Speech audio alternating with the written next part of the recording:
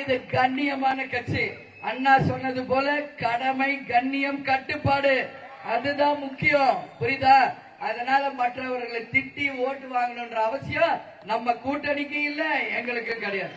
அதனால மக்களுக்கு தெரியும், மக்களுக்கு தெரியும் இன்னைக்கு எந்த கூட்டணி நல்ல கூட்டணி, யாருக்கு ஓட்டு போடணும், யார் ஜெயிச்சு வந்தா மக்களுக்கு நல்லது நடக்கும் என்பது மக்களாகிய உங்களுக்கு தெரியும். அதனால மத்தவங்களை திட்டதெல்லாம் மூணாம் கட்ட பேச்சாளர்கள் பாத்துக்குவாங்க.